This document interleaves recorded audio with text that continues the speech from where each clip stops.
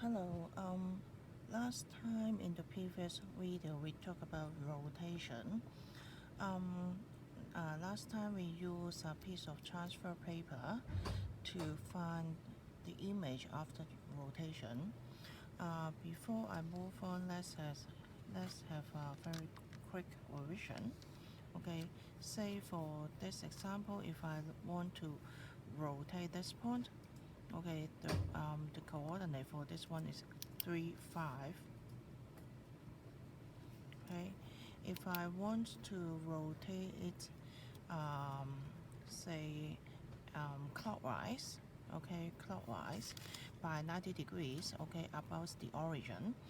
Um, Last time we used a piece of graph transfer paper to copy the point, and then we'll rotate it on the piece of graph paper so that you can see the new position after the rotation. But what happens if you don't have any graph paper or transfer paper? Now, if you look at this action more carefully, you can see that when I rotate, okay, by 90 degrees, okay, this is the original y-axis, vertical one, and then this is the original horizontal axis, the horizontal one. Okay, now after I have done the rotation, you can see the new position of these two axes. Okay, and then y-axis, the original y-axis, now overlaps with the x-axis, the horizontal one. And for the original x-axis, which is horizontal, now it becomes vertical.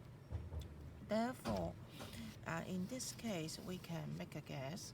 Okay, after rotation,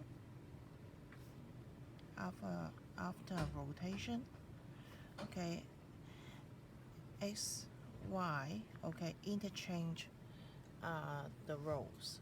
Okay, x axis becomes y axis. Okay, roughly. Okay, y axis becomes x axis. Okay, and if you look at our coordinate plane, actually, for xy axis, divide the coordinate planes into 4 regions, which is called quadrants. Okay, and then if you look at the angle here, okay, each part is 90 degrees. Therefore, if I do a rotation by 90 degrees like that, it looks like that I am rotating a quadrant. Okay, therefore you can see that for this point, okay, now it is in the first quadrant. Okay, if I rotate it by 90 degrees, okay, clockwise, then it ends up in the fourth quadrant.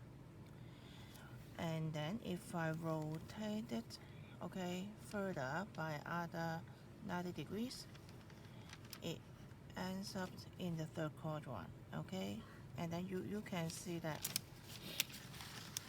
Okay, if I continue, it ends up in the second quadrant like that.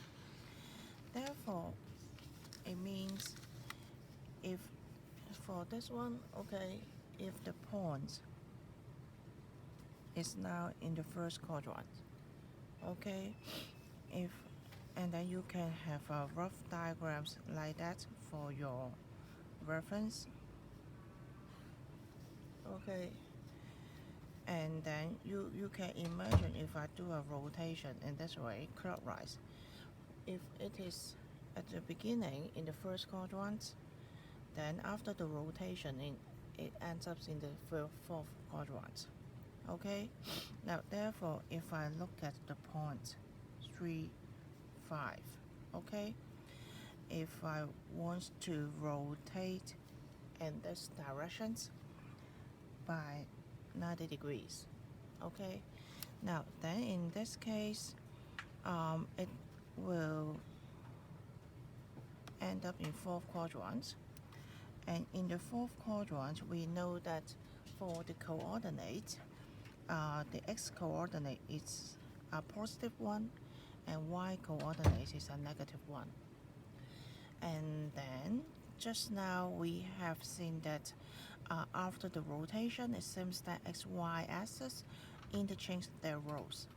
Therefore, x becomes y becomes x roughly, and therefore we try to interchange these two numbers, swap these two numbers, put here 5, 3. Therefore, the image should be 5, negative 3.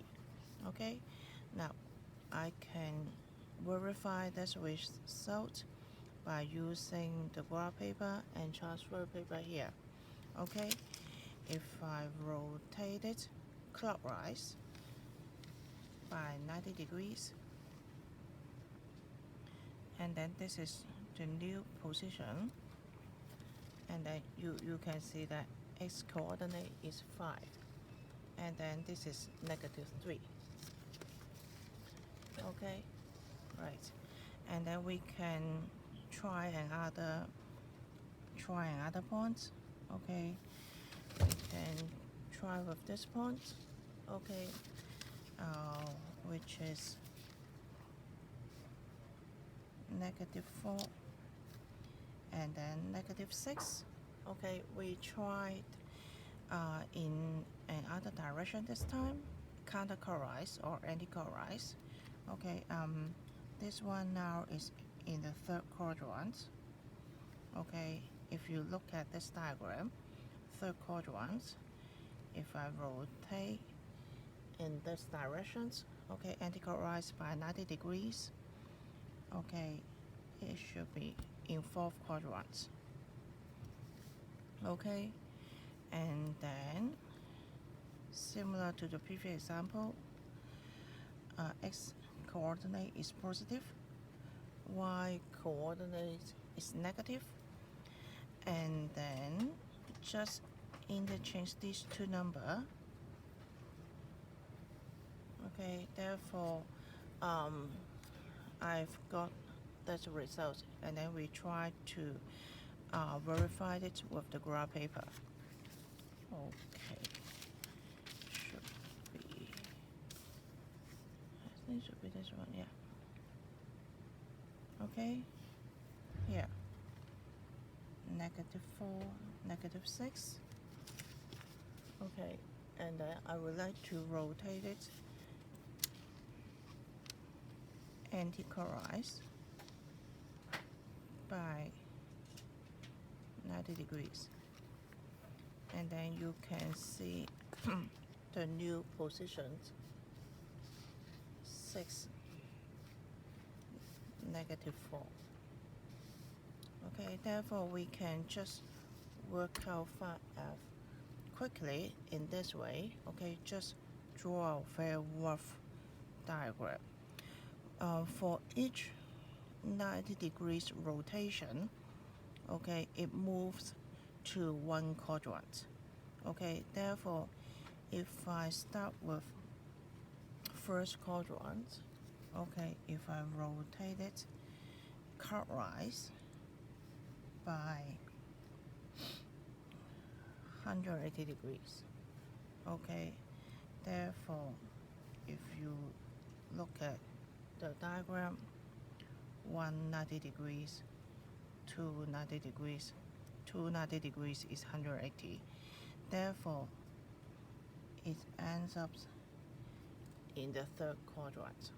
Okay, and then for each time x and y interchange. Okay, and therefore x becomes y for the first 90 degrees, and then y becomes x, okay, for the second 90 degrees. Okay, we can verify with our previous examples. Therefore, in this case, if I start with 3, 5, okay, and then it ends up in the third quadrant, and then third quadrant, both coordinates are negative, and then x becomes y, y becomes x, therefore no change. The numbers, I mean just the number without the sign. Okay, then we can have a look here. Okay, 190 degrees, and then the second 90 degrees, it means altogether 180.